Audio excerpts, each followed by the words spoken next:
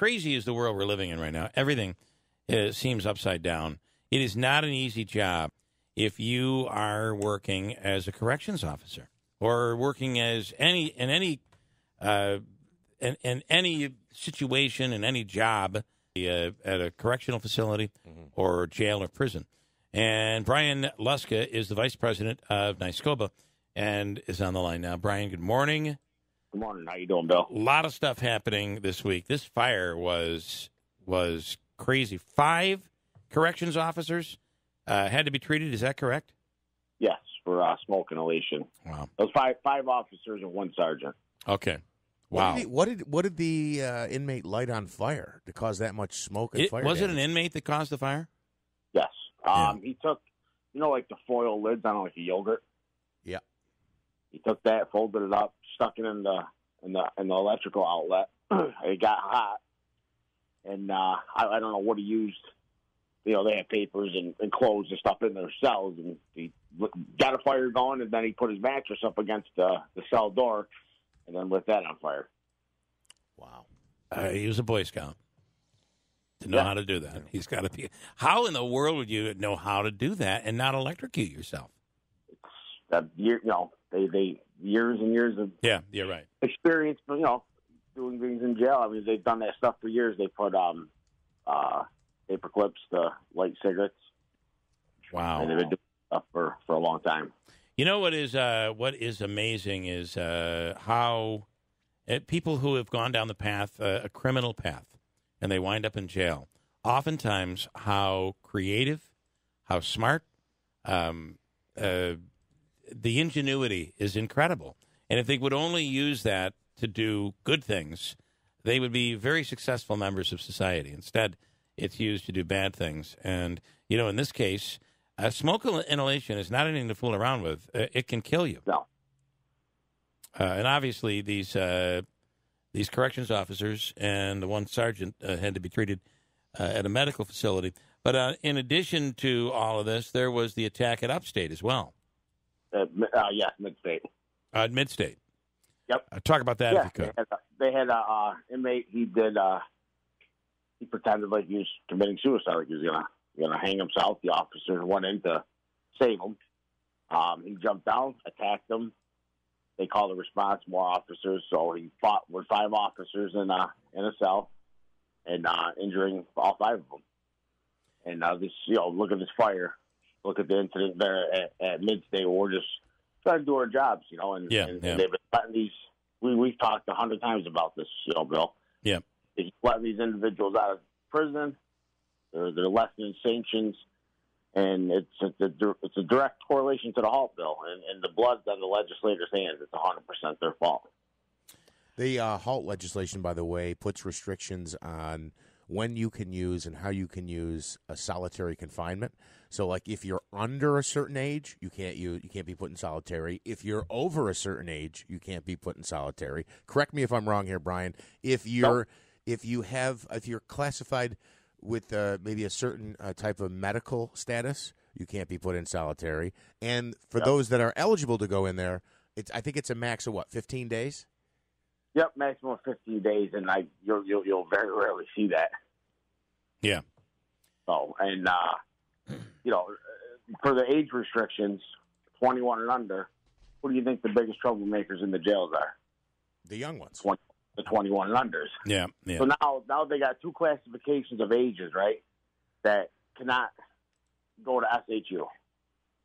Now, what do you think the gangs are going to push up on to do what they need done? Right.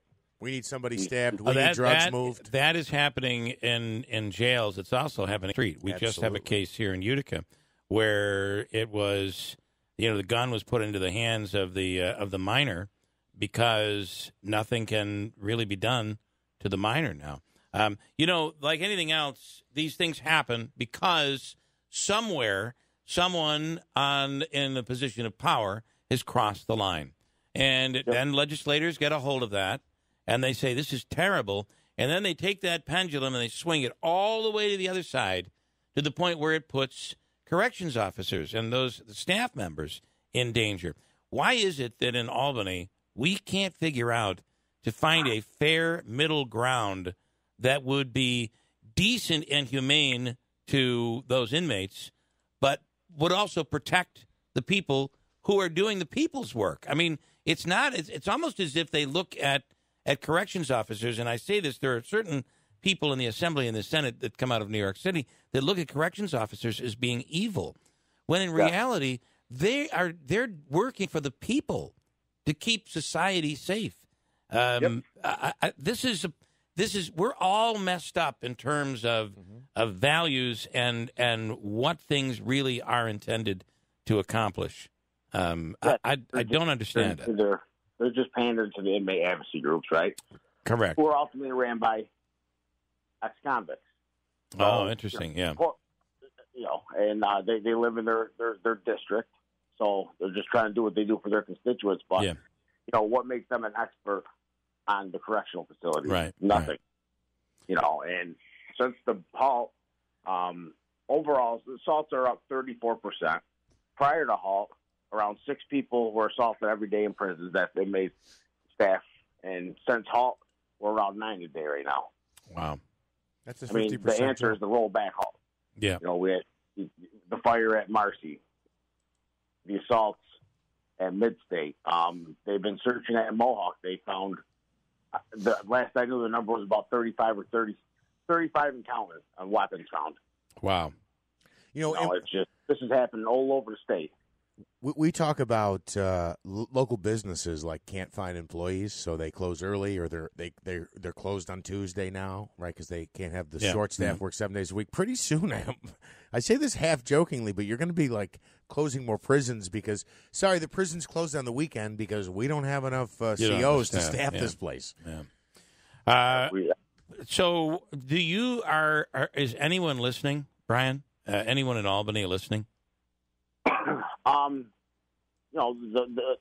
The moderate, right. Normal individuals that are level-headed listen, but the far left, unfortunately, has a supermajority, and they could care less what we have to say, and they just care about the inmate, and that's the problem. Yeah. And this coming up elections is very important because look what they're doing to us. It's the same thing as what they're doing to the police on the streets. They have the DA's hands tied to a certain degree. I mean, look at the newspapers. I mean, that's all you have to do is pick up a newspaper and look at what's going on in our communities. And, like you said, we're members of the community. We provide a service. On top of that, we're Little League coaches. We're hockey coaches. We give back to our communities, and this is what we get in return. Not from the communities, but, the legislators. All right. Listen, we say it all the time. Elections have consequences. And that the analogy of the pendulum swinging is correct. I mean, we just can't figure out how to find the proper middle ground, that sweet spot that is needed. And it seems to be on every issue right now in New York State. Bryan, as always, thank you for what you do. And keep us posted. Another rough week you guys have had, but keep us posted. Yes, I will. I appreciate it, and thank you for having me on today, Bill. All right, thanks so much. Bryan Hluska, Vice President, NYSCOPBA.